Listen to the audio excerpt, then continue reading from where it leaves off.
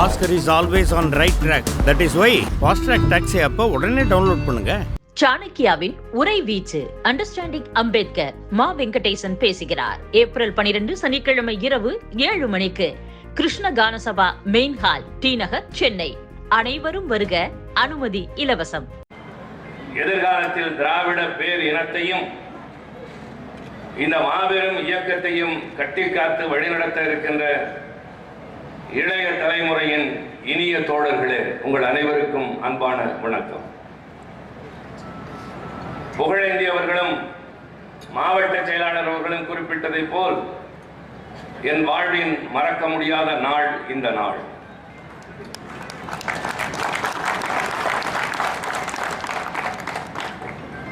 கடலூர் எப்பொழுதும் அரசியல் தெளிவுமிக்க மக்கள் வாழுகின்ற ஒரு பகுதி. நான் பலமுறை இங்கே வந்து உரையாற்றுகின்ற வாய்ப்பினை பெற்றிருந்தாலும் கழகத்தினுடைய தலைவர் அவர்களால் இன்றைக்கு துணை பொதுச் செயலாளர் என்ற பொறுப்பினை அறிவித்து நான் வந்து இறங்கிய முதல் ஊர் கடலூர். அதற்கு பின் நான் ஏற்றி வைத்த முதல் கழக கொடி கடலூரில். கலந்து கொள்கின்ற முதல் பொதுக்கூட்டம் நம்முடைய அமைச்சருடைய முன்னிலையில் இந்த பொதுக்கூட்டம். அஞ்சலை அம்மாள் என்ற வீரமிக்க விடுதலைக்கு போராடிய பெண்மணி வாழ்ந்த ஊர் இந்த ஊர். ஒரு மிக முக்கியமான காலகட்டத்தில் இந்த கூட்டத்திலே உரையாற்றுவதில் நான் கடமை உணர்வோடு மகிழ்ச்சி அடைகின்றேன். இளைஞரணியின் சார்பில் தமிழ்நாடு முழுவதும் ஒன்றிய அரசினுடைய அணுகுமுறைகளை மக்களுக்கு எடுத்து விளக்கி நமக்கு இழைக்கின்ற பாதகங்களை எடுத்து சொல்லி திராவிட முன்னேற்ற கழகம் எடுத்து வைக்கின்ற முன்னெடுத்து செல்லுகின்ற முக்கியமான இந்த பிரச்சனைகளை பற்றி தெளிவு ஏற்படுத்த வேண்டிய அந்த பெரும் பொறுப்பினை இளைஞரணி தம்பிமார்கள் ஏற்று இன்றைக்கு எல்லா ஊர்களிலும் கூட்டங்கள் நடத்தி கொண்டிருக்கின்றார்கள்.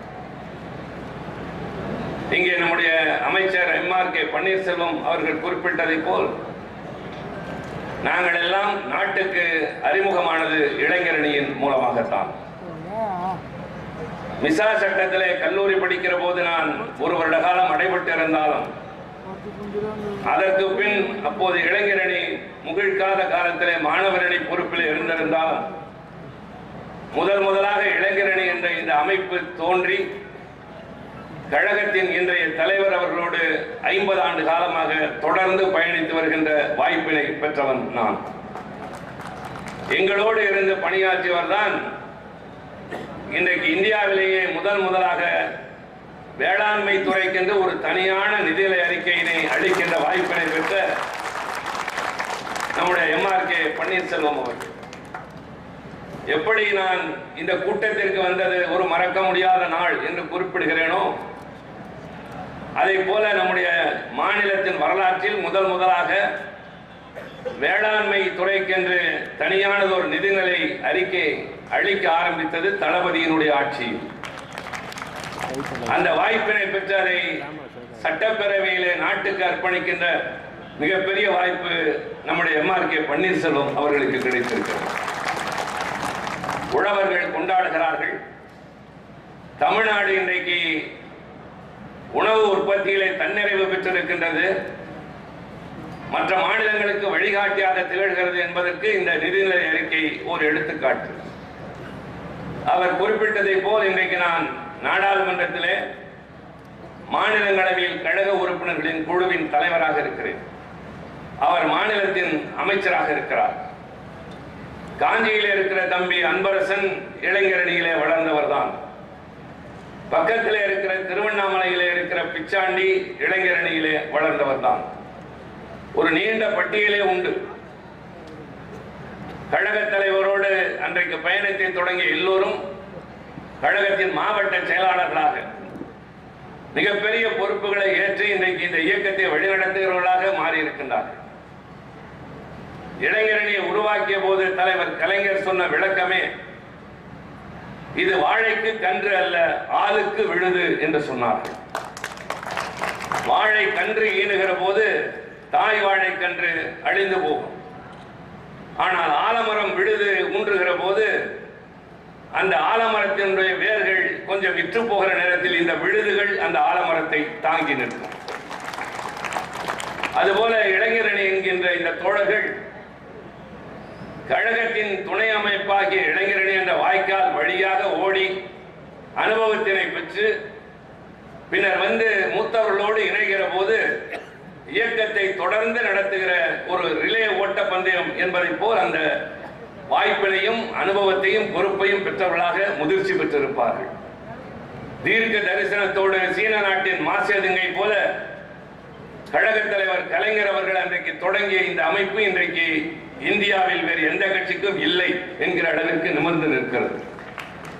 அந்த சீரிய அமைப்பு இப்போது தம்பி உதயநிதி ஸ்டாலின் அவர்கள் தலைமையில் எங்கு பார்த்தாலும் எழுச்சி, இளைஞர்கள் உணர்ச்சி பூர்வமாக வந்து பங்கெடுக்கின்றார்கள்.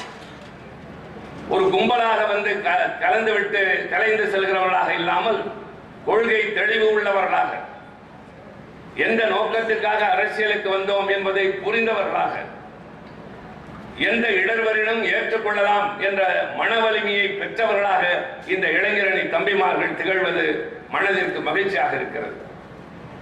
இந்த இயக்கம் தொடர்ந்து தமிழ்நாட்டுக்கு பாடுபட வேண்டிய ஒரு பேர் இயக்கம். ஒரு தலைமுறையோடு இதன் பயணம் முடிந்து போகாது. மாறாக அடுத்தடுத்த தலைமுறை மூலமாக தொடர்ந்து தமிழன் என்று ஒருவன் வாழ்கிற வரை கருப்பு சிவப்பு கொடி பறக்கும். அந்த கொடியை உயர்த்தி பிடிக்க ஒரு இளைஞர் வந்து சேருவார். அந்த அடிப்படையிலே தான் இன்றைக்கு இந்த கண்டன கூட்டங்கள். கண்டன கூட்டம் என்று சொல்லுகிற போது அதனுடைய காரணங்கள், ஒரு பணியினை ஒரு இயக்கம் எடுத்து முன்னேறி செல்லுகிற போது அது என்ன நோக்கத்திற்காக என்பதை மக்களுக்கு விளங்க வைக்க வேண்டும். அப்போதான் அவருடைய ஆதரவு நமக்கு கிடைக்கும். ஏதோ ஒரு கட்சி என்னவோ செய்கிறது என்று அவர்கள் இருக்கக்கூடாது. இவர்கள் செய்வது சரி, இவர்கள் போராடுகிற காரணத்தால் தான் நமக்கு வாழ்க்கையிலே நிம்மதி என்பதை மக்கள் புரிந்து கொள்ள வேண்டும். அதற்குத்தான் பொதுக்கூட்டங்கள். பொதுக்கூட்டங்கள் என்பதற்கு பொருள் என்பதே ஒரு கட்சியை சார்ந்தவர்கள் கலந்து கொள்வது அல்ல. துண்டு பிரசுரங்களின் மூலமாக, நீண்ட நெடிய பெரிய சுவரொட்டிகளின் மூலமாக ஊரெல்லாம் விளம்பரப்படுத்தி எல்லோரும் வாருங்கள், எல்லா தரப்பினரும் வாருங்கள், மாற்றுக் கட்சி தோழர்களே வாருங்கள், நடுநிலையாளர்களே வாருங்கள், அரசியலை அதிகமாக மதிக்காத விரும்பாதவர்கள் இருந்தால் நீங்களும் வாருங்கள், நாங்கள் சொல்வதை கேளுங்கள், நாங்கள் கருத்து விளக்கம் தருகிறோம், அதை நீங்கள் கேட்பதை போல நாளைக்கு இன்னொரு கட்சி வந்து இதே இடத்தில் மேடை அமைத்து பேசுவார்கள். அது இன்றைக்கு நாங்கள் கண்டிக்கிற பாரதிய ஜனதா கட்சியாக இருக்கலாம், தமிழ்நாட்டில் எதிர்கட்சியாக இருக்கிற அதிமுக இருக்கலாம். அவர்கள் பேசுவதையும் கேளுங்கள். யார் சொல்வது சரி என்பதை நீங்களே முடிவெடுங்கள். யாரும் கருத்துக்களை திணிக்க முடியாது. இந்த முடிவைத்தான் நீங்கள் எடுத்தாக வேண்டும் என்று நிர்பந்திக்க முடியாது. மாறாக விளக்கங்களை சொல்லி அதன் மூலமாக ஆதரவை பெருக்குவதன் மூலம்தான் ஒரு இயக்கம் வலிமை பெறுமே தவிர வேறு எந்த வழியும் நிரந்தரமாக பலனளிக்காது.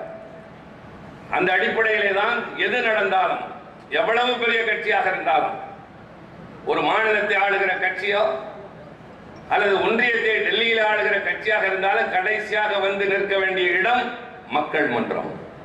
நீங்கள் தான் உச்சக்கட்ட நீதிபதிகள். எஜமானர்கள் என்று சொல்வதை விட நீங்கள் தான் நீதிபதிகள். ஒன்றை நான் நினைவுபடுத்த விரும்புகிறேன். இந்த நாடு விடுதலை அடைந்த போது 1947, 1950 குடியரசாக மாறுகிறது. குடியரசாக மாறுகிறது என்கிற போது நமக்கென்று ஒரு அரசியல் சட்டம் தேவை.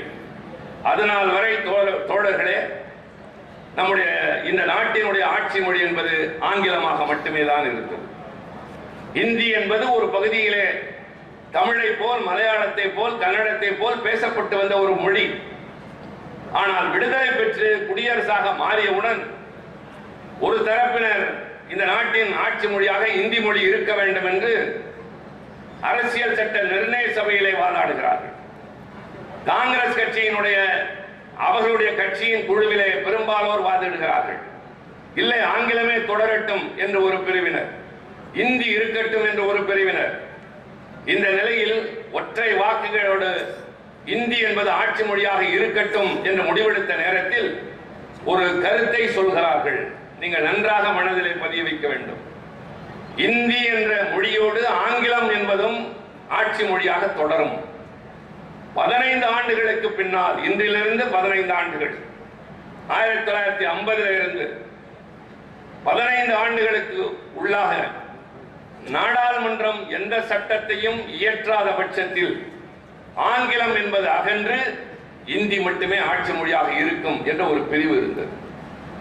இதை இந்தியாவில் யாரும் உணரவில்லை. தமிழ்நாடும் திராவிட முன்னேற்ற கழகமும் மட்டும்தான் ஆபத்தை உணர்ந்தது. தம்பி அஸ்வின் சொன்னதை போல 1938 இந்திய எதிர்ப்பு போராட்டம், ராஜாஜி முதலமைச்சராக இருந்த போது 48 ஒரு போராட்டம். ஆனால் 65 போராட்டம் தான் எல்லாவற்றையும் தலைகளாக புரட்டி போட்டது என்றால் இதுதான் காரணம். அந்த போராட்டம் மட்டும் நடந்திருக்காவிட்டால் இன்றைக்கு இந்திய நாட்டின் நிலைமையே வேறு. அதனுடைய விளைவாகத்தான் ஆட்சி மொழி சட்டத்திலே திருத்தம் செய்யப்பட்டு நாடாளுமன்றத்தில் அண்ணா போன்றவர்கள் எல்லாம் பேசி இந்த நாட்டிலே இந்தியோடு ஆங்கிலமும் தொடர்ந்து ஆட்சி மொழியாக இருக்கும் என்று முடிவெடுத்தார்கள். அப்படி முடிவெடுக்கிற போது கூட ரொம்ப சூட்சமமாக சட்டத்தை இயற்றுகிற போது ஒரு சொல்லில் ஒரு மாற்றம் ஏற்படும். ஒரே ஒரு சொல் வாழ்க்கையை திருப்பி போடும். ஒரே ஒரு சொல் பெரும் பிரச்சனைகளுக்கு தீர்வு காணும். சாலையிலே வருகிற போது வேகமாக நம்முடைய வாகனம் வருகிறது, குறுக்கே திடீரென்று ஒருவர் இன்னொரு வாகனத்திலே வருகிறார், மோதிவிடும் என்ற நிலைமை. நம்முடைய ஓட்டுநர் ரொம்ப சாமர்த்தியமாக அதை நிறுத்துகிறார். நிறுத்தியவுடன் அந்த வண்டிக்காரர் வந்து வம்பு வளர்க்காமல் ஐ எம் சாரி என்று சொன்னால் அத்தோடு வேலை முடிந்தது. மாறாக வாதம் செய்தால் அந்த இடத்துல பிரச்சனை அதிகமாகும். இது சராசரி வாழ்க்கையில். அதுபோல சட்டங்களை ஏற்றுகிற போது அதிலே ஒரு சொல் English may continue as associate official language என்று வந்தபோது அண்ணா எழுந்து சொன்னார், மே என்பதற்கு பதிலாக ஷெல் என்ற வார்த்தையை பயன்படுத்துங்கள். மே இம்ப்ளைஸ் மே நாட் ஆல்சோ என்று அவர்களுக்கு ஆங்கிலம் சொல்லித் தந்த அறிஞர் நம்முடைய அறிஞர் பெருந்தகை அண்ணா. தம்பி பன்னீர் என்னை கேட்கிறார், கூட்டத்திற்கு எப்பொழுது வருவீர்கள்? ஐ மே கம் அட் 8 என்று சொன்னால் 8 o'clock என்று சொன்னால் வந்தாலும் வருவேன், வராவிட்டாலும் இல்லை என்றார். ஐ ஷெல் கம் அட் 8 o'clock என்றால் நான் 8 மணிக்கு இங்கே இருப்பேன். அது உறுதியான ஒரு சொல். ஆக சட்டத்தில் இந்த குழப்பத்தை ஏற்படுத்தாதே. English shall continue as associate official language என்று சொன்னதன் விளைவாகத்தான் இன்றைக்கும் ஆங்கிலம் இந்த நாட்டை ஒற்றுமையாக கொண்டு செலுத்திக் கொண்டிருக்கிறது. இதற்கு காரணம் திராவிட முன்னேற்ற கழகம். 2 நடந்தது என்று சொன்னேன் அல்லவா? 2வது என்ன தெரியுமா? இந்த நாடு குடியரசாக மாறுகிற வரை தேர்தலில் வாக்களிக்கிற உரிமை எல்லோருக்கும் கிடையாது. 1920 இருந்து இந்தியாவிலே தேர்தல் நடைபெறுகிறது. வெள்ளைக்காரர்களை வெளியேற்ற வேண்டும் என்ற உணர்வு மக்களுக்கு வந்து கிளர்ந்து விழுந்த போது அவர்களை கொஞ்சம் அடக்கி வைப்பதற்காக ஆங்காங்கே தேர்தலை நடத்தி நீங்கள் பொறுப்புக்கு வாருங்கள், அந்தந்த பகுதி மக்களுக்கு தேவையான பள்ளிக்கூட வசதி, குடிநீர் வசதி, சாலை வசதி இதையெல்லாம் செய்து கொள்ளுங்கள், சமூக மாற்றங்களா செய்து கொள்ளுங்கள் என்று தந்திரமாக அவர்கள் கையாண்டதை சரியாக கைப்பிடித்து அந்த வாய்ப்பை பயன்படுத்தியது நீதி கட்சி தான். அதன் விளைவாகத்தான் நமக்கு ஏராளமான நன்மைகள் கிடைக்க தொடங்கின. நான் அதை பற்றி இப்போது பேசுவதற்கு நேரம் இல்லை. 20 இருந்து தேர்தல் நடந்திருந்தாலும் வாக்களிக்கிற உரிமை எல்லோருக்கும் கிடையாது. வரி செலுத்துகிறவர்கள், வரி என்றால் நீங்களும் நானும் செலுத்துகிற வரி அல்ல, சொத்து வரி, வருமான வரி, உயர்ந்த தகுதி பெற்றவர்கள் மட்டும்தான் தேர்தலில் வாக்களிக்கலாம். இந்த நிலையிலே அரசியல் சட்டத்தை இயற்றிய அண்ணல் அம்பேத்கர் அவர்களும் முதல் பிரதமராக இருந்த பண்டித நேரு அவர்களும் அரசியல் சட்ட நிர்ணய சபையிலே ஒரு கருத்தை முன்வைத்தார்கள். ஒரு பெரிய நாட்டிலே தேர்தல் நடைபெறுகிற போது அது என்ன ஒரு சாரார் மட்டும் வாக்களிப்பது, ஒரு பிரிவினருக்கு அந்த உரிமை இல்லை என்பது. எனவே இனிமேல் 21 வயதான எல்லோருக்கும் வாக்குரிமை தர வேண்டும் என்று சொன்ன நேரத்தில் அவர்களோடு இருந்தவர்களே அந்த கருத்தை மறுத்து பேசினார்கள். நீங்கள் தவறு செய்கிறீர்கள். நீங்கள் அப்படிப்பட்ட முடிவை எடுத்தால் இந்த நாட்டிலே படிப்பறிவில்லாத பாமரர், ஏழை எளிய மக்கள் உணர்ச்சி வசப்பட்டு முடிவெடுப்பார்கள், பலவீனங்களுக்கு ஆட்படுவார்கள், பல நேரங்களில் தவறான ஆட்சிகள் அமைந்து விடக்கூடிய ஆபத்து உண்டு என்று சொன்னபோது பண்டித நேரு அவர்களும் அண்ணல் அம்பேத்கரும் என்ன சொன்னார்கள் தெரியுமா? எந்த ஏழை தருகிற வரி பணத்தை கொண்டு இந்த நாட்டு அரசாங்கம் நடக்கிறதோ அந்த ஏழை வாழுகிற குடிசை வாசலில் நீயும் நானும் ஓட்டு கேட்பதற்காகவாவது போய் நின்றாக வேண்டும். அதற்கு பின்னால் தான் 21 வயதாகிற ஆண் பெண் எல்லோருக்கும், படித்தவர்கள் படிக்காதவர்கள் பணக்காரர்கள் ஏழை யாராக இருந்தாலும் அவர்களுக்கு வாக்குரிமை என்று வந்தது. பின்னர் ராஜீவ்காந்தி காலத்தில் அது 18 வயதாகியது. ஆக என்ன புரிகிறது? இந்த நாட்டை யார் ஆள வேண்டும் என்று சொல்லுகிற உரிமை கடமை உங்கள் ஒவ்வொருவருக்கும் வந்து சேருகிறது. அதனால்தான் உங்கள் முன்னால் வந்து நிற்கிறோம். எவ்வளவு வலிமையான கட்சியாக இருந்தாலும் மக்களிடம் வந்து நிற்பதற்கு காரணம் உங்கள் ஒவ்வொருவர் கையிலும் இருக்கிற உரிமை சீட்டு என்பது நீங்கள் நீதிபதியாக தீர்ப்பு எழுதுவீர்கள். யார் நாடாள வேண்டும், நான் தருகிற வரி பணத்தை செலவழிக்கிற தகுதி யாருக்கு இருக்கிறது என்று நீங்கள் தீர்மானிக்க வேண்டும் என்றால் அரசியல் கட்சிகளை புரிந்து கொள்ள வேண்டும்.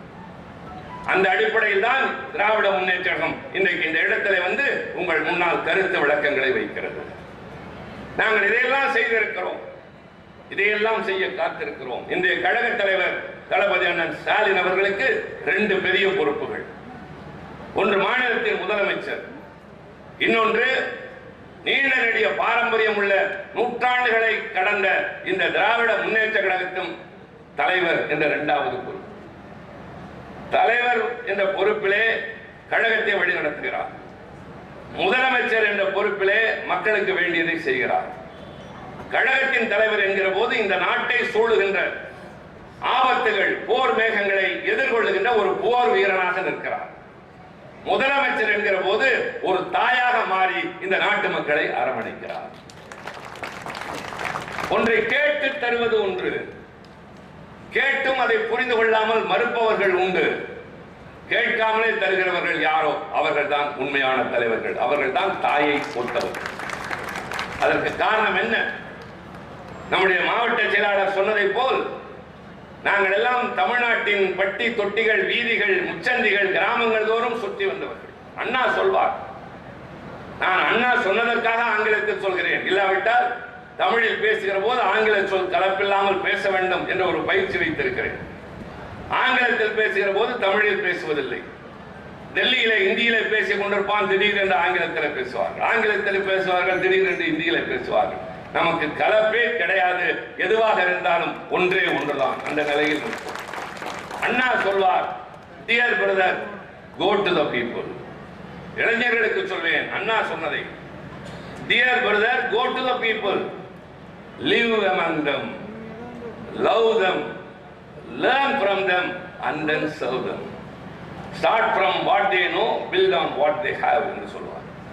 மக்களிடம் சென்று அவர்களோடு வாழ வேண்டும், அவர்களிடமிருந்து கற்றுக்கொள்ள வேண்டும், அவர்களை நேசிக்க வேண்டும், அவர்களிடம் என்ன இருக்கிறதோ அதிலிருந்து தொடங்கி அவர்களுக்கு பணியாற்று என்று அண்ணா சொன்னதை நடைமுறைப்படுத்துகிறவர் இன்றைய கழகத்தின் தலைவர். ஒன்றை மறந்து விடாதீர்கள், இந்த பேர் இயக்கம் திராவிடர் கழகம் என்ற சமுதாய சீர்திருத்த அமைப்பிலிருந்து உதயமானது.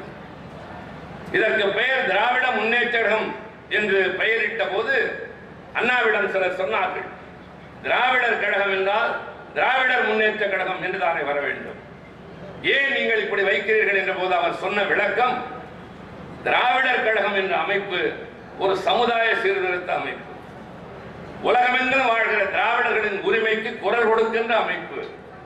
ஆனால் நம்முடையது ஒரு அரசியல் கட்சி. இந்த திராவிடம் என்ற பூகோள பகுதிக்குள் வாழ்கிற எல்லா தரப்பு மக்களுக்குமான ஒரு கட்சியாக செயல்படும் என்று சொன்னார். அதைத்தான் இன்றைய முதல்வர் சொல்கிறார், எல்லோருக்கும் எல்லாம், இன்க்ளூசிவ் growth என்பார்கள். எல்லோருக்கும் எல்லாம் என்றால் எல்லோரும் என்று சொல்கிற போது ஏற்றத்தாழ்வு இல்லை, வேறுபாடு இல்லை. அமைச்சர், நாடாளுமன்ற உறுப்பினர், மேயர், சட்டமன்ற உறுப்பினர், மாநகராட்சி மன்ற உறுப்பினர்கள், ஏதுமற்றவர்கள் என்று கிடையாது, எல்லோரும் ஓர் நிலை. அந்த எல்லோருக்கும் இவருக்கு ஒன்று அவருக்கு ஒன்று என்று இல்லை, ஒருவருக்கு என்னவோ அதுதான் மற்றவர்களுக்கும் என்று தருகிற அரசாங்கம் இருக்கிறது. அதுதான் சமத்துவ சமதர்ம அரசாங்கம். அதைத்தான் இன்றைக்கு செய்கிறோம். அதை அவர் தெளிவாக செய்கிறார்.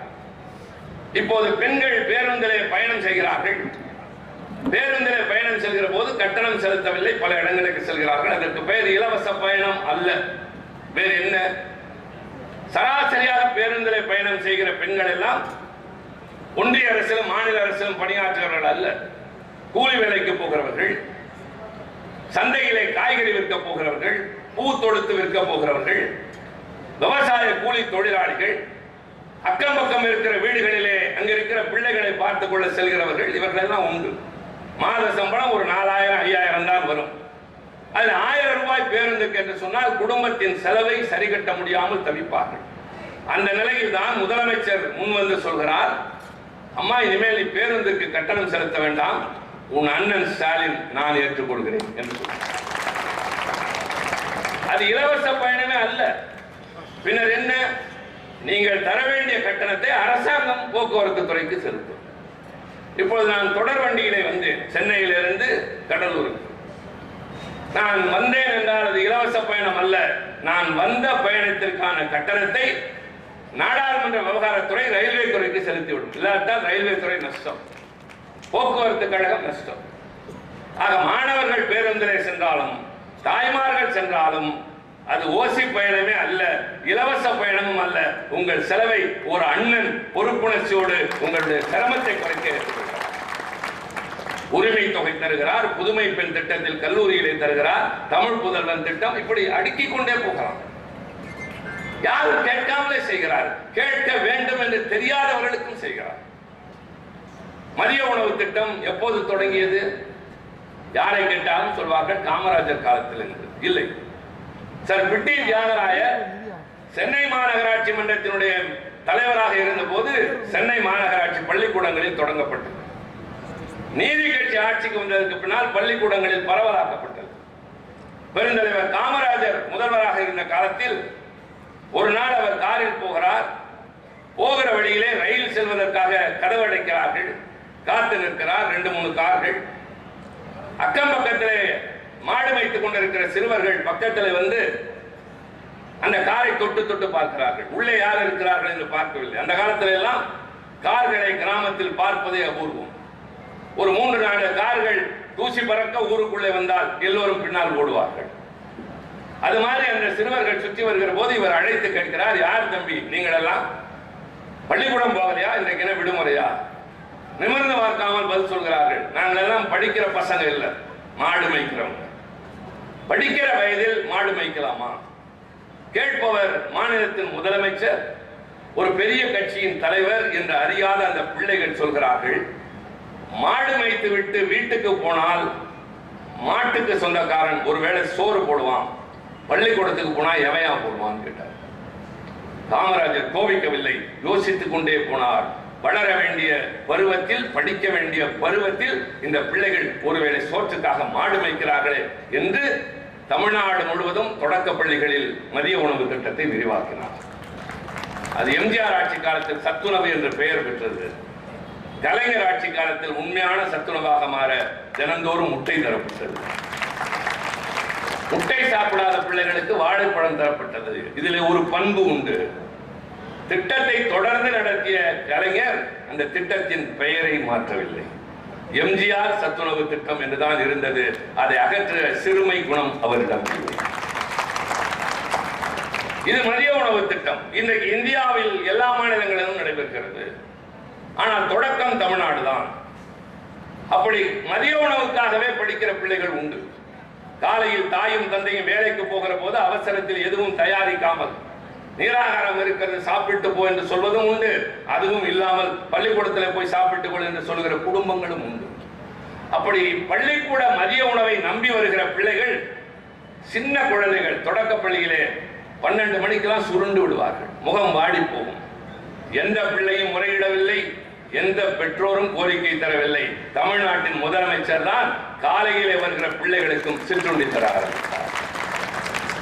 அதை இன்றைக்கு பல மாநிலங்கள் பின்பற்றிக் கொண்டிருக்கின்றன. இதையெல்லாம் நான் சொல்லுகிற போது ஆட்சியில் இருக்கிறோம், முதலில் மக்களுக்கு இது தெரிந்தாக வேண்டும். இந்த திட்டங்களை தருகிறோம் என்றால் எங்களுடைய நோக்கம் சமூக நீதி, தொழில் வளர வேண்டும், பணக்காரனை துன்புறுத்தக்கூடாது.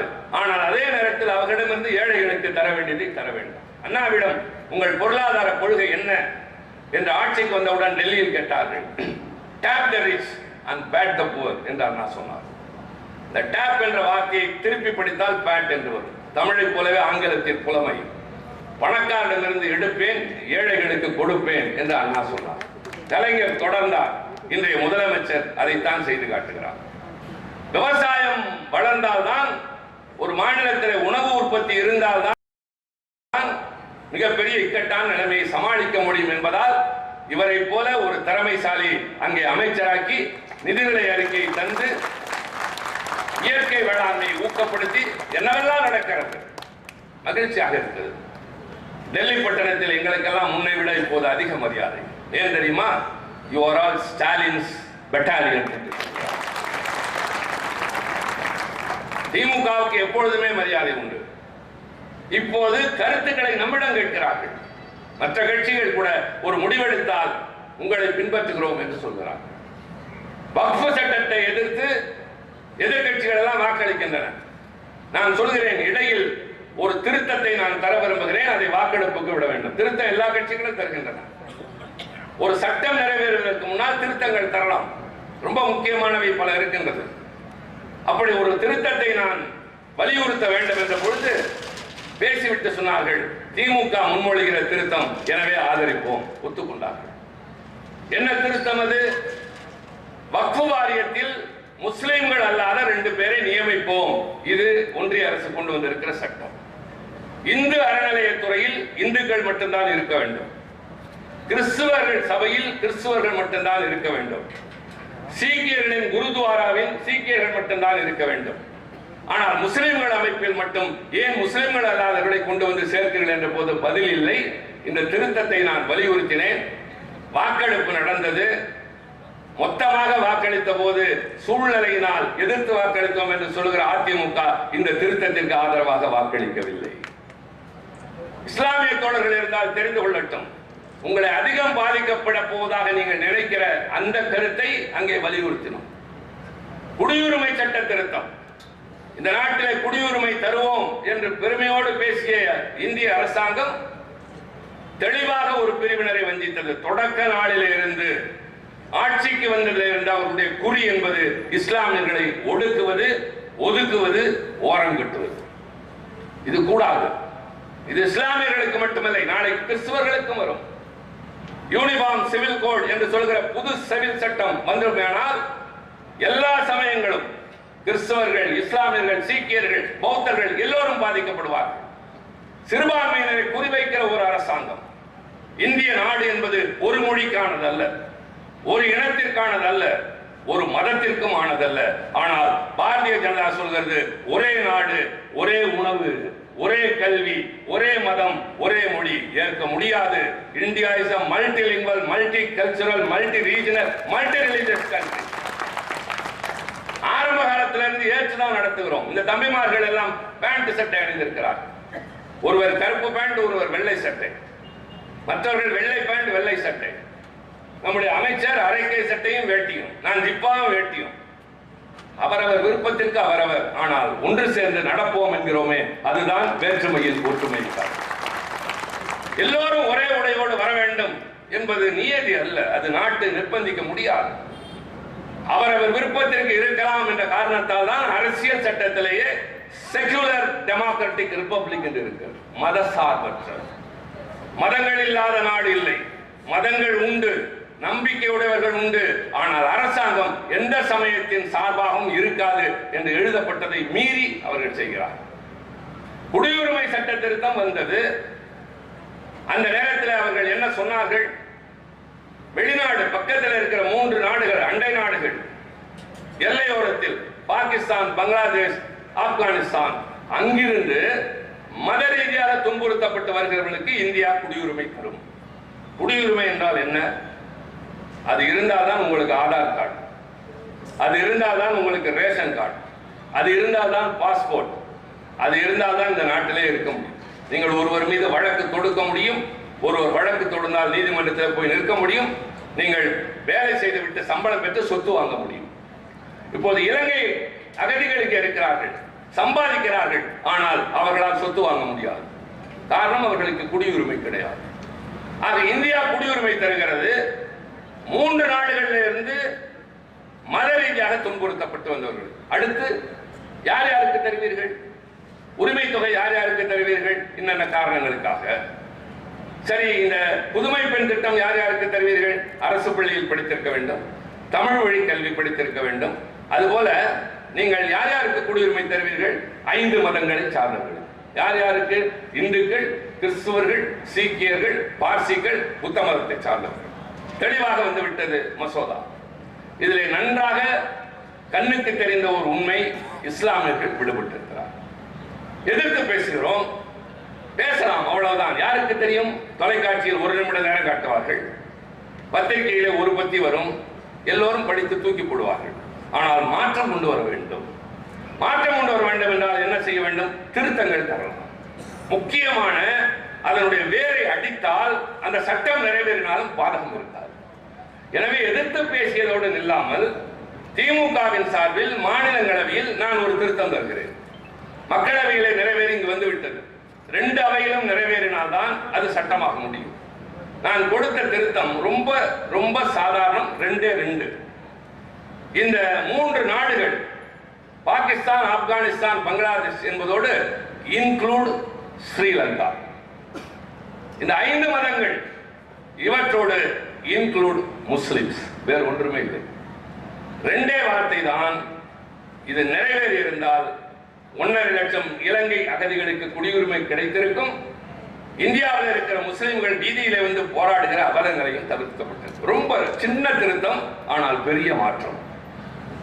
இது விவாதத்திற்கு வந்தது, வாக்கெடுப்புக்கு வந்தது. தயவு செய்து கேளுங்கள். குறிப்பாக இவருக்கு முன்னால் தான் சொல்ல வேண்டும். பேசுகிற முறையே வேறாக இருக்கும். அதுவும் பேசுகிறவர்களை பொறுத்து இருக்கும். எதிரிகளிடம் பேசுகிற போது அவருடைய ஆவேசம் எப்படி இருக்கும் என்ற காரணத்தினால் அமைச்சரின் கவனத்திற்கு சொல்கிறேன். இந்த திருத்தங்களை முன்வைத்து நான் வலியுறுத்துகிறேன். குரல் வாக்கெடுப்பிலே தோற்று போகிறது. ஐ வாண்ட் டிவிஷன் என்று சொல்கிறேன். மின்னணு வாக்குப்பதிவு வேண்டும். இன்றைக்கு திமுகவுக்கு மாநிலங்களவையில் 10 பேர், அன்றைக்கு வெறும் 5 பேர் தான். 5 பேர் உள்ள கட்சிக்கு எவ்வளவு ஆதரவு கிடைத்தது தெரியுமா? 86. ஆளும் பாஜகவுக்கு கிடைத்தது 105. தோற்று போனோம். எத்தனை வாக்கு வித்தியாசத்தில்? 19. இந்த 19இல் 13 வாக்குகள் அதிமுகவின் ஓட்டு பாரதிய ஜனதா. நன்றாக கேளுங்கள். உனக்கு என்ன தகுதி இருக்கிறது என்று கேளுங்கள். இஸ்லாமியர்களுக்கு பேசுகிறேன் என்கிறாயே, குடியுரிமை சட்ட திருத்தத்தின் போது நீங்கள் ஏன் பாரதிய ஜனதாவை ஆதரித்தீர்கள்? ஆதரித்த காரணத்தால் இலங்கை தமிழர்கள் அனாதையாக நிற்கிறார்கள், இஸ்லாமியர்கள் பாதுகாப்பு இல்லாமல் நிற்கிறார்கள். ஆக இரட்டை வேடம் போடுகிற அதிமுக. அங்கே செய்வது ஒன்று, இங்கே வந்து பேசுவது ஒன்று. நீட்டுக்கு திருத்தம் கொடுத்தால் வெளிநடப்பு செய்வார்கள், காரணம் திமுக செய்கிறது என்று. ஆனால் இங்கே நாம் எல்லோரும் ஒற்றுமையாக இருக்க வேண்டும் என்று சொல்கிறோம். ஏன் இதையெல்லாம் சொல்கிறேன் என்றால், இந்த அரசாங்கம் இப்படி மத ரீதியாக சிலரை துன்புறுத்துவதை போல தங்களுக்கு வாக்களிக்காத மாநிலங்களை சார்ந்த மாநிலங்களை வஞ்சித்துக் கொண்டிருக்கிறார்கள். நம்முடைய முதலமைச்சர் ஆட்சிக்கு வந்தவுடன் சொன்ன முதல் வார்த்தையே எல்லோருக்கும் நன்றி, இந்த ஆட்சி திராவிட மாடல் ஆட்சி, இது வாக்களித்தவர்களுக்கு மட்டுமில்லை, எங்களை வேண்டாம் என்று வாக்களிக்காதவர்களுக்கும் சேர்த்து நடக்கிற நல்ல ஆட்சி என்று சொன்னார். ஆனால் பாரதிய ஜனதா கட்சி தலைமையிலான கூட்டணி கட்சி, நன்றாக கவனியுங்கள். நான் இந்த வார்த்தையை திருப்பி திருப்பி சொல்வதற்கு என்ன காரணம் தெரியுமா? Narendra Modi is not the parliamentary party leader of BJP. நடைமுறை என்ன? ஒரு கட்சி பெரும்பான்மை பெருமையானால் அதனுடைய சட்டமன்ற உறுப்பினர்களோ நாடாளுமன்ற உறுப்பினர்களோ ஒன்று கூடி, இவர் எங்கள் கட்சியினுடைய நாடாளுமன்ற கட்சி தலைவர், அவரிடம் பெரும்பான்மை இல்லை என்றால் 1-2 கட்சிகள் ஆதரவு கடிதம் தரும். அதை பெற்றுக் கொண்டு போய் குடியரசுத் தலைவரை சந்திக்க வேண்டும். அந்த கடிதத்தை பார்த்துவிட்டு அவர் என்ன சொல்வார் என்றால், நீங்கள் பெரும்பான்மையை மன்றத்திலே நிரூபியுங்கள் என்று சொல்வார்கள். ஆனால் பாரதிய ஜனதா கட்சியின் நாடாளுமன்ற உறுப்பினர்கள் கூட்டம் நடக்கவே இல்லை. மாறாக தேசிய ஜனநாயக கூட்டணி கட்சியின் நாடாளுமன்ற உறுப்பினர்கள் கூட்டம் நடந்தது. அதிலே தலைவராக தேர்ந்தெடுக்கப்பட்டவர் நரேந்திர மோடி. இதை நான் கடலூரில் இந்த தேரடி வீதியிலே சொல்லவில்லை. In the presence of Narendra Modi, I told you are not the parliamentary party leader of BJP. பதில் சொல்ல முடியவில்லை. எனவே இன்றைக்கு நடைபெறுகிறது அவர்கள் தலைமையிலான கூட்டணி அரசு. எந்த கட்சிகள் எதிர்கட்சிகள் ஆளுகிறதோ அந்த மாநிலங்களை எல்லா வகையிலும் வஞ்சிக்கிறார். அதற்கென்று ஒரு ஏஜென்ட்டை போல ஒரு ஆளுநரை அனுப்புகிறார்கள். அதற்குத்தான் நேற்றைக்கு முன்தினம் உச்ச நீதிமன்றத்தின் மூலம் நம்முடைய தலைவர் இந்தியா முழுவதற்கும் ஒரு தீர்ப்பு பெற்றுத் தந்திருக்கிறார். ஒரு காலத்தில் இந்த நாட்டில் 2 முக்கியமான நாட்கள், ஒன்று சுதந்திர தினம், இன்னொன்று குடியரசு தினம். இந்த 2 நாட்களும் அரசு விடுமுறை. எல்லா இடங்களிலும் தேசிய கொடியேற்றுவார்கள். குடியரசுத் தலைவர் மாளிகையில் குடியரசு தினத்தின் போது குடியரசுத் தலைவர் கொடியேற்றுவார். சுதந்திர தினத்தின் போது செங்கோட்டையிலே பிரதமர் கொடியேற்றுவார். ஆனால் மாநிலங்களில் எல்லா 2 தினங்களிலுமே கவர்னர் தான் கொடியேற்றி கொண்டிருந்தார்.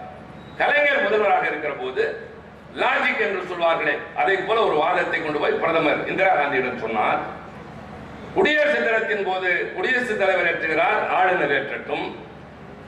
சுதந்திர தினத்தின் போது மக்களால் தேர்ந்தெடுக்கப்பட்ட பிரதமர் கொடியேற்றுகிற மாதிரி மாநிலங்களில் மக்களால் தேர்ந்தெடுக்கப்பட்ட முதலமைச்சர் தானே கொடியேற்ற வேண்டும் என்று கேட்டார். இதில் நியாயம் இருக்கிறது என்று கேட்டுக்கொண்ட அந்த அம்மையார் இசைவு தெரிவித்தார்.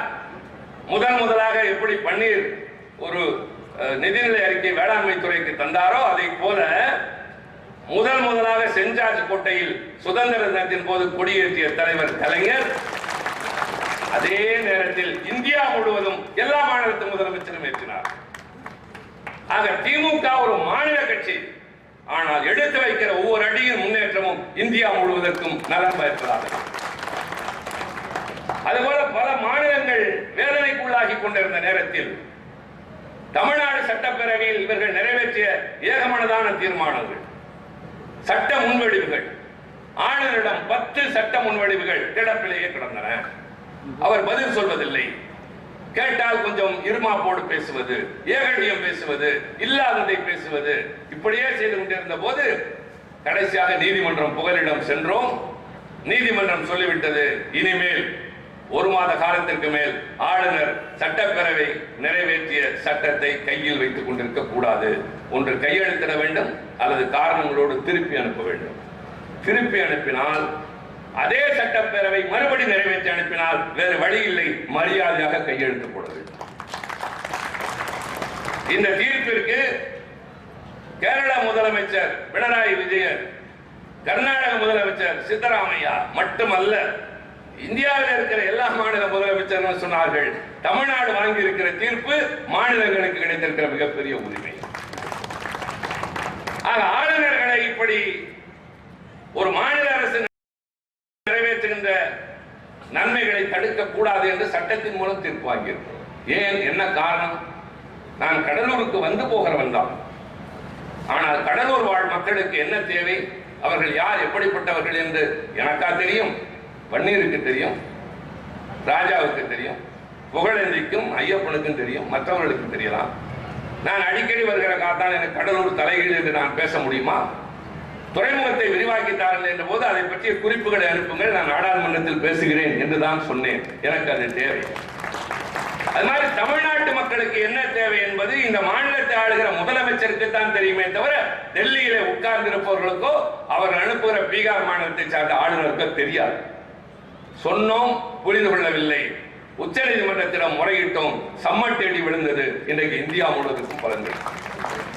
நம்ம எப்படியெல்லாம் வஞ்சிக்கிறார்கள் எல்லா வகையிலும். கல்விக்கு தர வேண்டிய பணத்தை தருவதில்லை. கேட்டால் நீ புதிய கல்விக் கொள்கையை ஏற்றுக்கொள்வதில்லை. சரி, அதை விடு. 100 நாள் வேலை திட்டத்திற்கு ஏன் பணம் தருவதில்லை? கடந்த நவம்பர் மாதத்திலிருந்து இதுவரை 7 மாத காலத்திற்கு 100 நாள் வேலைக்கு போகிறவர்களுக்கு ஒன்றிய அரசு தர வேண்டிய பணத்தை தரவில்லை. அதனால் நாங்கள் என்ன நிறுத்தி விட்டோமா? 2 புயல் அடித்தது, உங்கள் ஊர் பாதிக்கப்பட்டது, சென்னை கடுமையாக பாதிக்கப்பட்டது, கடுமையான வெள்ளம், அதனால ஏற்பட்ட பெரும் சேதம், சாலைகள் பழுதடைந்தன, மின்சாரம் துண்டிக்கப்பட்டது, வீடுகளுக்கு இணைப்பு இல்லை, குடிநீர் வசதி இல்லை, எல்லாம் பாழாகி போனது. இவர்கள் பணம் தரவில்லை என்றால் நாங்கள் அப்படியே விட்டுவிட முடியுமா? நீ தரவில்லை என்றாலும் நான் அதை சமாளிப்பேன் என்ற ஆற்றலோடு எங்கள் முதலமைச்சர் எல்லாவற்றையும் சீரமைத்திருக்கிறார். ஆனால் இவர்கள் தரவில்லை. ஆக நீங்கள் வஞ்சிக்கிறீர்கள். 100 நாள் வேலை திட்டத்திற்கு பணம் தருவதில்லை, இயற்கை பேரிடருக்கு தருவதில்லை, கல்விக்கு தருவதில்லை. அது மட்டுமல்ல, இந்த நாட்டுக்கு அரசாங்கத்தை நடத்துவதற்கு வரிப்பணம் தேவை அல்லவா? அதை மாநில அரசுகள் தான் வசூலித்து கொண்டு போய் ஒன்றிய அரசிடம் தருகிறது. அதை அவர்கள் திருப்பி தர வேண்டும். இந்த ஒலிபெருக்கி அமைக்கிற தோழர் சொல்வார், நான் எல்லாம் வரி செலுத்துவதில்லைங்க. காரணம் அவருக்கு வரினா வருமான வரி தான் நினைப்பார். இல்ல, அவர் போய் ஒரு கடையில தேநீர் அருந்தினால் அந்த தேநீரில் இருக்கிற தேயிலை தூள், அது தேயிலை தூளோடு அந்த விலையோடு ஒரு வரியும் சேர்ந்து வரும். அதில் போடப்படுகிற சர்க்கரையின் விலையோடு ஒரு வரி வரும், பாலின் விலையோடு ஒரு வரி வரும், அந்த டீ இருக்கிற கிளாஸுக்கு விலையோடு ஒரு வரி வரும். ஒரு டீயிலே எவ்வளவு இருக்கிறது? பஞ்சாக இருக்கிற போது ஒரு வரி, நூலாக மாறுகிற போது ஒரு வரி, சாயம் போடுகிற போது ஒரு வரி, புடவையாக மாறிய போது ஒரு வரி. இதற்கு பேர் தான் ஜிஎஸ்டி. இந்த ஜிஎஸ்டி என்பது கொஞ்சம் கூட தயவு தாட்சணியம் இல்லாமல் 18 விழுக்காடு என்றெல்லாம் வாங்கிக் கொண்டிருக்கிறார். சரி, மாநில அரசு வசூலித்து தருகிறதே மறுபடியும் எங்கள் மக்களுக்கு தர வேண்டும். நிதி குழுவின் பரிந்துரையின் அடிப்படையில் தருவதில்லை. ஏன் தருவதில்லை? இல்லை, ஒரு சிலருக்கு தான் தருவதில்லை. புரியவில்லையே என்று நீங்கள் சொல்லலாம். நான் விழுக்காடு என்று சொல்லவில்லை, இத்தனை கோடி என்று அஸ்வின் சொன்னதை போலெல்லாம் சொல்லவில்லை. கொஞ்சம் எளிமையாக சொல்கிறேன். இந்திய அரசாங்கத்திற்கு 100 ரூபாய் வருமானம் என்று வைத்துக் கொள்ளுங்கள். அதில் தமிழ்நாட்டினுடைய பங்கு 9 ரூபாய். நமக்கு திருப்பி தருவது எவ்வளவு தெரியுமா? 4 ரூபாய். நாம் தருவது 9, நமக்கு திருப்பி தருவது 4. உத்தரப்பிரதேசத்து மாநிலம், பாரதிய ஜனதா கட்சி ஆளுகிற மாநிலம், நம்மை விட 1 ரூபாய் குறைவாக 8 ரூபாய் தருகிறார்கள். திருப்பி தருவது 18 ரூபாய். பீகார் மாநிலம் தருவது 2.25 ரூபாய், வாங்கிக் கொள்வது 10 ரூபாய். ஒரு கண்ணுக்கு வெண்ணெய், ஒரு கண்ணுக்கு சுண்ணாம்பு ஏன் வைக்கிறார் என்று கேட்கிற துணிச்சல் இந்தியாவில் தமிழ்நாட்டின் முதலமைச்சருக்கு. அதிகமாக கொடுப்பவர்களை தண்டிக்கிறார்கள், குறைவாக தருபவர்களை தட்டி கொடுக்கிறார்கள் என்றால் அது உங்களுக்கு பிடித்த, உங்களுக்கு வேண்டிய அரசாங்கம். நாங்கள் வேண்டாத அரசாங்கமா? நாங்கள் எங்கள் மக்களை கைவிட மாட்டோம். அதைத்தான் சொன்னார். நீ நிதி தரவில்லை, 2000 கோடி என்ன 10,000 கோடி தரவில்லை என்றாலும் இந்த மாநிலத்தை வழிநடத்துகிற ஆற்றல் எனக்கு உண்டு என்று முதலமைச்சர் சொன்னார். அதைத்தான் சுந்தரி கொஞ்சம் இங்கே மேலோட்டமாக சொன்னார். ஏற்கனவே பிரதிநிதித்துவம் குறைந்திருக்கிறது. என்ன குறைந்திருக்கிறது? நாடாளுமன்றத்தில் இன்றைக்கு உறுப்பினர்கள் எண்ணிக்கை 543.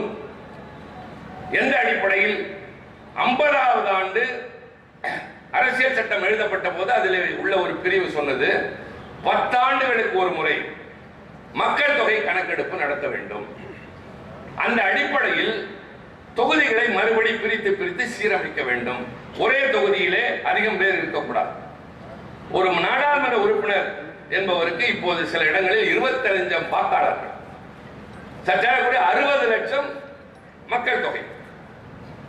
உலக அரங்கில் இன்றைக்கு அதிக மக்கள் தொகை கொண்ட நாடு சீன நாடு. ஆனால் இன்னும் 2.5 ஆண்டுகளில் உலகத்தில் அதிக மக்கள் தொகை கொண்ட நாடு இந்தியா என்கின்ற இந்த நாடு. வளம் இல்லை, வசதி இல்லை, முன்னேறுகிறோம் என்ற பெயரால் பணக்காரன் முன்னேறி கொண்டிருக்கிறான். ஆனால் மக்கள் தொகை மட்டும் பெருகிக் கொண்டிருக்கிறது. அது என்ன, போகிற போக்கில் பணக்காரன் முன்னேறுகிறான்? கேட்க வேண்டும் நீங்கள். அதற்கும் சொல்லுகிறேன், 1 விழுக்காட்டு மக்கள் இந்த நாட்டில் 40 விழுக்காடு வளத்தையும் வருமானத்தையும் வைத்திருக்கிறார். ஒரு மனிதரிடம் 40 ரூபாய் இருக்கிறது, 50 பேரிடம் 3 ரூபாய். 50 விழுக்காட்டு மக்களிடம் 3% வருமானம், 1 விழுக்காட்டை சார்ந்தவரிடம் 40 விழுக்காடு வருமானம். அந்த 1 விழுக்காட்டை தான் இந்த அரசாங்கம் ஆதரித்துக் கொண்டிருக்கிறது. கல்வி கடன் வாங்கி திருப்பி செலுத்தவிட்டால் கழுத்தை நெருக்கிறது. விவசாய கடன் வாங்கிவிட்டு தரவில்லை என்றால் மிரட்டுகிறது. ஏழை எளிய மக்கள் வாங்கிய கடனை திருப்பி தராவிட்டால் ஆள் அனுப்பி எச்சரிக்கிறார்கள். ஆனால் 10,000 கோடி வாங்கிவிட்டு தலைமறைவாக போகிறவன் கனவை ரைட் ஆஃப் செய்கிற அரசாங்கம் இந்த அரசாங்கம். என்ன கொடுமை இது! இந்த நிலையில் தான் 10 ஆண்டுகளுக்கு ஒரு முறை கணக்கெடுப்பு என்ற நேரத்தில் என்ன நடந்தது? 1951 நம்முடைய மக்கள் தொகை எவ்வளவு தெரியுமா? 36 கோடி. பழைய திரைப்படங்கள் எல்லாம் பார்த்தால் போக்குவரத்து இல்லாத சாலைகள் இருக்கும், கார்கள் இருக்காது, மக்கள் நடமாட்டம் ரொம்ப குறைவாக இருக்கும். அந்த காலம் அது. 50 நம்முடைய மக்கள் தொகை 36 கோடி. அடுத்து 61 அது எவ்வளவு ஆனது தெரியுமா? 51 கோடி ஆனது. இப்படியே நகர்ந்து 2001 வருகிற போது 100 கோடி, 2011 120 கோடி, தாறுமாறாக உயர்ந்து கொண்டு போகிறது. இதை முன்கூட்டியே உணர்ந்த இந்திரா காந்தி அம்மையார் 1976 என்ன செய்தார் என்றால், நான் குடும்ப கட்டுப்பாட்டை நடைமுறைப்படுத்த போகிறேன், மக்கள் தொகை சீராக வளர வேண்டும், அதற்கு ஒரு இடைவெளி தருவோம், 25 ஆண்டுகள் கழித்து மக்கள் தொகை கணக்கெடுப்பு நடத்தலாம், அப்போது தொகுதிகளை மறுசீரமைப்பு செய்து கொள்ளலாம் என்று சொன்னார்கள். அந்த கணக்குப்படி 2001 நடந்திருக்க வேண்டும். 2001 மக்கள் தொகை கணக்கெடுப்பு எடுத்த வாஜ்பாய் அவர்கள் இன்னும் சரியாகவில்லை, வடக்கே அதிகரிக்கிறது, தெற்கே கட்டுப்படுத்தப்பட்டது, எனவே இன்னும் 25 ஆண்டுகள் என்று சொன்னார். ஏற்கனவே 50 ஆண்டுகள் தள்ளப்பட்டு 2026 மக்கள் தொகை கணக்கெடுப்பு நடந்தாக வேண்டும், தொகுதிகளை பிரித்தாக வேண்டும். இப்போது கணக்கு 146 கோடி. மக்கள் தொகை என்பது எக்கு தப்பாக அந்த பக்கம் இருக்கிறது, இங்கே கட்டுப்பாட்டில் இருக்கிறோம். இதன் விளைவு என்ன ஆகும் தெரியுமா? என்னதான் நீங்கள் மக்கள் தொகை அடிப்படையிலே முன்னர் பின்னர் என்றாலும் தமிழ்நாட்டுக்கு இருக்கிற 39 தொகுதிகள் 31 குறையும். கேரளாவுக்கு இருக்கிற 20 என்பது 12 குறையும். கர்நாடகத்திற்கு 28 இருப்பது 24 குறையும். அதே நேரத்தில் உத்தரப்பிரதேசத்திற்கு 80 என்று இருப்பது 140 ஆகும். பீகார் 40 என்பது 60 மாறும். ராஜஸ்தான், மத்திய பிரதேஷ் எல்லாத்துக்கும் அதிகரிக்கிற போது சற்றேறக்குறைய வெறும் 130 இடங்களை வைத்திருக்கிற தென் மாநிலங்களுக்கு 36 இடங்கள் அடிபட்டு போகும். அவர்களுக்கு சற்றேறக்குறைய 100 சுற்ற இடங்கள் கூட கிடைக்கும். ஏற்கனவே நம்முடைய குரல் அங்கே எதிரொலிக்க வேண்டும் என்றால் அது ஓங்கி ஒலிக்கிற காரணத்தால், என்ன எண்ணிக்கையால் அல்ல. எல்லா கட்சிகளையும் ஒருங்கிணைத்து போராடுகிறோம். அதனாலே இந்த நிலை வரக்கூடாது என்பதை முன்கூட்டியே உணர்ந்து வருமுன் காப்பவனே அறிவாளி என்று நம்முடைய முதலமைச்சர் அவர்கள் பாதிக்கப்பட இருக்கிற இந்த 7 மாநிலத்தினுடைய முதலமைச்சர்கள் அங்கிருக்கிற மற்ற கட்சி தலைவர்களையும் சென்னையிலே அழைத்து ஒரு கூட்டத்தை நடத்தி அடுத்த கட்ட நகர்வை நோக்கி சொல்கிறார். அதைத்தான் உங்களுக்கு விளக்கி சொல்ல சொன்னார். இப்படி செய்கிற போது ஒட்டுமொத்த இந்தியாவின் பார்வையும் தமிழகத்தை நோக்கி திரும்பியது.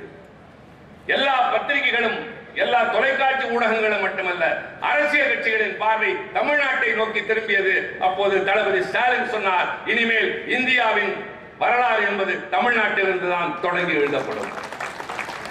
எழுதப்பட்டுக் கொண்டிருக்கிறது. இது அங்கேயும் எதிரொலிக்கிறது. நாங்கள் கொஞ்சம் கூட அவர்களுக்கு அஞ்சுவதில்லை. நான் முக்கியமாக ஒன்றை மட்டும் சொல்லி நிறைவு செய்கிறேன். இந்தி படித்தால் தான் நீ இந்த நாட்டில் இருக்க முடியும், அப்போதான் முன்னேற்றம் என்று சொல்கிறார்கள் அல்லவா? நான் இந்தி படிக்காமல் என்ன கெட்டு போய்விட்டேன். நான் 25 ஆண்டுகளாக டெல்லியில் இருக்கிறேன், ஆங்கிலத்தில் தான் பேசுகிறேன். அங்கே ஒரு பல்கலைக்கழகத்தின் துணைவேந்தராக இருந்தவர், வடபுலத்தை சார்ந்தவர், மெம்பர் ஆஃப் பார்லிமெண்ட் ராஜ்யசபா, எதிரே வருவார். அவர் முன்னாள் துணைவேந்தர் என்ற காரணத்தால் ரொம்ப கற்றவர். என்னை அவருக்கு பிடிக்கும். பார்த்தவுடன் சிவாஜி நமஸ்கார் என்பார், வணக்கம் என்பேன், அத்தோடு ஓடி விடுவார். காரணம், அடுத்து எங்களுடைய பேச்சை தொடர்வதற்கு அவரிடம் ஆங்கிலம் கிடையாது. நான் ஒரு குழுவின் தலைவராக இருக்கிறேன். அந்த கூட்டத்தில் டெல்லியில் இருக்கிற போது மொழிபெயர்ப்பு இருக்கும், வெளி மாநிலத்திற்கு போனால் இருக்காது. பல பேருக்கு அதிகாரிகள் சொல்லுகிற ஆங்கிலமே புரியாது, எங்களுக்கு இந்தியிலே சொல்லுங்கள் என்பார். எனக்கு தெரிந்தவர்கள் கேட்டுக்கொள்வேனே தவிர அந்த கருத்துக்களை, ஆனால் அவர்கள் சொல்வது எனக்கு புரியாது. இவர்களுக்கு ஒரு மொழி தாண்டி இன்னொன்று தெரியாது.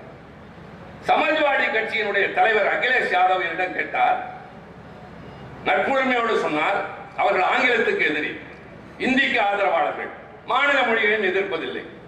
அவர் கேட்டார் என்னிடம், எனக்கு ஒரு பதில் சொல்லுங்கள், நீங்கள் மும்மொழி திட்டத்தை எதிர்க்கிறீர்கள். ஆம். உங்களுக்கு ஒரு சின்ன கேள்வி. என்னுடைய ஊர் உத்தரப்பிரதேசம், வடபுலத்தில் இருக்கிற எல்லா மாநிலங்கள், அங்கிருந்து ஆண்டுதோறும் லட்சக்கணக்கான பக்தர்கள் ராமேஸ்வரம் வருகிறார்கள். நீங்கள் ராமேஸ்வரத்திலே எல்லா இடங்களிலும் தமிழிலும் ஆங்கிலத்திலும் மட்டுமே எழுதியிருக்கிறீர்கள், அத்தோடு சேர்த்து இந்தியிலும் எழுதினால் என்ன குறைந்து விடுவீர்கள் என்று கேட்டார். பக்கத்தில் இருந்தவர்கள் எல்லாம் நியாயமான கேள்வி என்றார். நான் சொன்னேன், வெரி குட் கொஸ்டின், நல்ல கேள்விதான். எனக்கு ஒரு சந்தேகம், உங்கள் ஊரில் இருந்து எங்கள் ஊருக்கு வருவதை போல இங்கே இருந்து லட்சக்கணக்கானவன் காசிக்கு வருகிறோம். அங்கே நீங்கள் இந்தியிலே மட்டும்தானே எழுதியிருக்கிறீர்கள், ஆங்கிலத்திலே கூட எழுதுவதில்லையே, ஏன் எழுதினால் நீங்கள் என்ன குறைந்து போவீர்கள்? இதனால் தான் நான் உங்களிடம் பேசுவதில்லை என்று சொல்லிவிட்டு போய்விட்டார். ஆக அவங்க 2வது மொழியை படிப்பதில்லை, என்னை 3வது மொழி படி என்கிறார். நாங்கள் இந்திக்கு எதிரி அல்ல, இந்தி மொழி பேசுகிறவனை வெறுக்கிறவன் அல்ல. ஹோட்டலுக்கு போய் பாருங்கள், அங்கே பணியாற்றுபவர்களில் ஒரு குறிப்பிட்ட சில பேர் பீகார், வெஸ்ட் பெங்கால், உத்தரப்பிரதேஷ். லட்சக்கணக்கானவர்கள் இன்றைக்கு வடபுலத்தை சார்ந்தவர்கள் தமிழ்நாட்டில் வேலை பார்த்துக் கொண்டிருக்கிறார்கள். உத்தரப்பிரதேசத்திலிருந்து ஒரு தோழர் சைக்கிளிலேயே தமிழ்நாட்டுக்கு வருகிறார். 1000 சொச்சம் கிலோமீட்டர் சைக்கிளே வருகிறார். ஏன் இவ்வளவு சிரமப்படுகிறீர்கள்? எனக்கு ரயிலுக்கு தர காசு இல்லை என்பது வேறு. எனக்கு இருக்கிற ஒரே சொத்து இந்த சைக்கிள் தான். இதை அங்கே விட்டு வர மனம் இல்லாமல் நான் எடுத்துக்கொண்டு வந்துவிட்டேன். சரி, எனக்காக இவ்வளவு சிரமப்பட்டு வந்தாய்? தமிழ்நாட்டில் தான் வேலை கிடைக்கிறது, ஒழுங்காக சம்பளமும் கிடைக்கிறது. நான் வேலை செய்கிற இடத்தில் சோறு போடுகிறார்கள், பணத்தை அப்படியே வீட்டுக்கு அனுப்பி விடுகிறேன். அதை விட முக்கியம், நான் ஒரு நாள் சாலையில் நடந்து கொண்டிருந்தேன். எனக்கு மொழி தெரியாது என்று தெரியாத ஒரு பெண்மணியிடம், அண்ணா இந்த சாலை எங்கே போகும் என்று கேட்டார். எனக்கு அண்ணன் என்று யாரும் இதுவரை என்னை அழைத்ததே இல்லை. உணவு விடுதிக்கு போனேன், உணவு பரிமாறுகிற வந்தார், சார் என்ன வேண்டும் என்றார். என் ஊரில் என்னை மனிதனாகவே மதிப்பதில்லை, இங்கே சார் என்று அழைக்கிறார். தமிழ்நாட்டில் வேலை கிடைக்கிறது, சம்பளம் கிடைக்கிறது, மரியாதை கிடைக்கிறது, நான் எங்கே போவேன் என்று சொல்கிறவர்களுக்கு வந்தாரை வாழ வைக்கும் தமிழகம் வரவழைக்கிறது. ஆனால் நிலைமை என்ன? தமிழும் ஆங்கிலமும் மட்டுமே படித்து வீணாக போகவில்லை. அதைத்தான் சொல்ல வருகிறேன். சந்திராயன் 3 நிலவுக்கு வெற்றிகரமாக சென்ற நம்முடைய விண்கலத்தின் வெற்றி நாடாளுமன்றத்திலே விவாதிக்கப்படுகிறது. மிகப்பெரிய வெற்றி. கொஞ்சம் மழை பெய்ஞ்சாலும் கொஞ்சம் பொறுத்துக்கணும், நான் முடிக்க போறேன். அந்த வெற்றிக்கு கொண்டாடுகிற போது நான் கழகத்தின் சார்பில் பேசுகிறேன். யாரும் நகரக்கூடாது, இளைஞர்கள் தானே, காட்டுங்க உங்க வீரத்தை. நான் பேசிக்கிட்டு தான் இருக்கேன். வீசுகின்ற சூறாவளிக்கோ, கொட்டுகிற மழைக்கோ, சுட்டரிக்கிற வெயிலுக்கோ அஞ்சி ஓடுகிற படையல்ல கழகத்தின். Let us prove to the world நாம் யார் என்று. இவ்வளவு உட்கார்ந்திருந்தார்கள், இவர்கள் தான் போர்ப்படை சிப்பாய்கள் என்று உலகத்திற்கு சொல்லுங்கள். நான் பேசினேன், கழகத்தின் சார்பில் பேசினேன். சந்திராயன் 3 வெற்றிக்கு முன்னால் ஒரு கதை சொல்கிறேன். அவரிடம் சொன்னேன். உள்துறை அமைச்சர் மாண்புமிகு அமித்ஷா அங்கு இருந்தார். நான் சொன்னேன், உலகத்திலேயே முதலாக நிலவுக்கு விண்கலத்தை அனுப்பியவன் அமெரிக்கா. அந்த விண்கலத்தின் பெயர் அப்போலோ. ஆம்ஸ்ட்ராங் என்றவன் சென்றான். இது வரலாறு. அதற்கு பின்னால் ரஷ்யா, சீனா, ஜப்பான், ஜெர்மனி எல்லோரும் அனுப்பினார்கள், இந்தியா உட்பட. ஆனால் முதலாக நிலவில் தண்ணீர் இருக்கிறது என்று கண்டுபிடித்து விட்டு வந்த விண்கலம் சந்திராயன் 1. அதன் இயக்குனர் பெயர் மயில்சாமி அண்ணாதுரை. சந்திராயன் 2 தோல்வி அடைந்தது. அதன் காரணங்களை ஆராய நியமிக்கப்பட்ட குழுவின் தலைவர் தான் இன்றைக்கு இஸ்ரோ நிறுவனத்தின் தலைவர் மிஸ்டர் நாராயணன் ஃப்ரம் நாகர்கோவில். சந்திராயன் 3 இதுவரை எந்த நாட்டின் விண்கலமும் இறங்காத நிலவின் தென்பகுதியிலே போய் இறங்கி இருக்கிறது. செவ்வாய் கிரகத்திலே குடியேற என்ன கிடைக்கும் என்று ஆராய அந்த வெற்றியை இன்றைக்கு உலகமே இந்தியாவை பாராட்டுகிறது. அதன் இயக்குநர்கள் விழுப்புரத்தை சார்ந்த வீரமுத்துவேல், திருச்சியை சார்ந்த சங்கரர். அடுத்த அக்னி 5, அக்னி 1 டாக்டர் அப்துல் கலாமின் கண்டுபிடிப்பு. அணு ஆயுதம் ஏவுகணை 1000 கிலோமீட்டர் சென்று தாக்கக்கூடிய ஏவுகணை இந்தியாவுக்கு உருவாக்கி தந்தவர் டாக்டர் அப்துல் கலாம். இன்றைக்கு அக்னி 5 5000 கிலோமீட்டர் சென்று தாக்குகிறது. வெற்றி. நம்மிடம் வலிமையான ஒரு ஆயுதம் இருக்கிறது. அதன் இயக்குனர் பெயர் சங்கரி. சூரியனை ஆய்வு செய்ய ஒரு விண்கலம் போனது, ஆதித்யா 1. அதன் இயக்குனர் பெயர் செங்கோட்டையை சார்ந்த இஸ்லாமிய பெண்மணி ஷாஜி. நான் சொன்னேன், இந்த அவையில் பெருமையோடு சொல்வேன், இன்றைக்கு இந்திய விண்வெளி ஆராய்ச்சி நிறுவனம் உலக அரங்கில் புகழப்படுவதற்கு எல்லாவற்றுக்கும் காரணம் தமிழர்கள். இவர்கள் எல்லோரும் அரசு பள்ளியில் படித்தவர்கள், தமிழ் வழி கல்வி படித்தவர்கள். மிஸ்டர் ஹோம் மினிஸ்டர், ரொம்ப செல்லமா கூப்பிட்டேன், மிஸ்டர் ஹோம் மினிஸ்டர். இவர்கள் யாருக்கும் இந்தியும் தெரியாது, சமஸ்கிருதமும் தெரியாது. இந்தியும் தெரியாமல், சமஸ்கிருதமும் தெரியாமல், ஆங்கிலமும் தமிழும் மட்டுமே படித்துவிட்டு இந்தியாவை உலக அரங்கில் கொண்டு போனவன் என் தமிழர். நான் வீணாக போகவில்லை. சங்க இலக்கியம் தெரியுமா? தெரியாது, ஆனால் அவர் சொல்லலாம். உக்ரைன் ரஷ்யா போர் ஏன்? இவர் சொல்லலாம். பாலஸ்தீன் இஸ்ரேல் போர் எப்போது முடியும்? சொல்லலாம். எப்படி? கூகுளின் உதவி. கூகுள் எல்லாவற்றையும் கைக்குள்ளே கொண்டு வந்து சேர்க்கும். எந்த நாட்டுக்கு போனாலும் வழிகாட்டும். எந்த நாட்டின் சரித்திரம் இலக்கியம் கேட்டாலும் கொண்டு வந்து கொட்டும் இவ்வளவு பெரிய கூகுள் நிறுவனத்தின் தலைவர் என் தமிழ்நாட்டின் செல்லப்பிள்ளை சுந்தர் பிச்சை. ஆக யாராவது நீ இந்தி படிக்காமல் வீணாக போனா என்றால் அவரிடம் இதையெல்லாம் எடுத்து சொல்லுங்கள். நாங்கள் வீணாக போகவில்லை, வந்தாரை வாழ வைக்கும் தமிழகமாக நிற்கிறோம், தலைநிமிர்ந்து நிற்கிறோம், இந்தியாவை உயர்த்தி பிடிக்கிறோம். எங்களை வஞ்சித்தால் நாங்கள் அஞ்ச மாட்டோம், எதிர்த்து நிற்போம், நிச்சயமாக வெல்லுவோம். அதைத்தான் நான் தொடக்கத்தில் தலைவரின் உறுதிமொழியாக சொன்னேன். தமிழ்நாடு போராடும், தமிழ்நாடு வெல்லும். இப்போது நான் திரண்டிருக்கிற இந்த கூட்டத்தில் என் கட்சிக்கு அப்பாற்பட்ட நடுவையாளர்கள், யாராவது மாற்றுக் கட்சி நண்பர்கள் இருந்து கேட்டிருந்தால் அவர்கள், வியாபாரிகள் வந்து கேட்டிருந்தால் அவரிடம் சொல்வேன். நான் 1 மணி நேரம், சரியாக 1 மணி நேரம் பேசினேன். இவ்வளவு நேரத்தில் நான் யாரையாவது எடுத்தெறிந்து பேசினேனா? கேவலமாக பேசினேனா? இகழ்ந்து பேசினேனா? இல்லை. ஏன் தெரியுமா? நான் அண்ணா அறிவாலயத்தில் இருந்து வருகிறேன். நான் திருச்சி சிவா அல்ல, திராவிட முன்னேற்ற கழகத்தின் பிரதிநிதி. என் வார்த்தைகளின் இயக்கத்திற்கு வலிமை சேர்க்க வேண்டும், என் கொடியை இன்னும் ஒரு அங்குலம் உயர்த்த வேண்டும். நான் டெல்லியிலே தளபதியின் தூதுவன், இங்கே என் கட்சியின் பிரதிநிதி. மக்களிடம் நியாயம் சொல்லியிருக்கிறேன். நாங்கள் என்ன செய்தோம், என்ன செய்து கொண்டிருக்கிறோம், எப்படி நம்மை வஞ்சிக்கிறார்கள் என்று பாதுகாப்பதற்கு எழுந்திருக்கிறோமே. உங்களிடம் சொன்னதற்கு காரணம், நீங்கள் எங்களுக்கு ஆதரவு மட்டும் தாருங்கள், வேறொன்றும் வேண்டாம். நாங்கள் போராடுவோம், போராட்ட களம் செல்வோம். நம்முடைய மாவட்ட கழகத்தின் கோட்டை காவலர் என்றேனே, இவர் இந்த பகுதியிலிருந்து ஆயிரக்கணக்கானோரை அழைத்துக் கொண்டு சிறைக்கு கூட செல்வார். நாங்களும் செல்வோம், நீங்களும் வாருங்கள் என்று அழைக்கவில்லை. வேண்டாம், உங்களுக்கு வேறு வேலை இருக்கும், எங்களுக்கு ஆதரவு மட்டும் தாருங்கள் போதும். நாட்டு மக்கள் நடுத்தரவுக்கு வரக்கூடாது என்று தன் குடும்பத்தை நடுத்தரவில் நிறுத்துகிறவன் கையில் இருப்பது கருப்பு சிவப்பு. நீங்களும் உங்கள் பிள்ளைகளும் நாளைக்கு வளமுடன் வாழ வேண்டும், நலமுடன் வாழ வேண்டும் என்றால் திராவிட முன்னேற்றம் என்ற இந்த இயக்கம் வலிமை பெற வேண்டும். இது ஆட்சியில் இருக்கிற வரை உங்களுக்கு துன்பம் இல்லை. காவலன் விழித்திருந்தால் கல்வனின் பயம் இருக்காது. காவலனாக தளபதி ஸ்டாலின் விழித்திருக்கிறார். நிம்மதியாக உறங்குங்கள், ஆதரவு தாருங்கள், எதிர்காலம் ஒளிமயமாகும். நன்றி.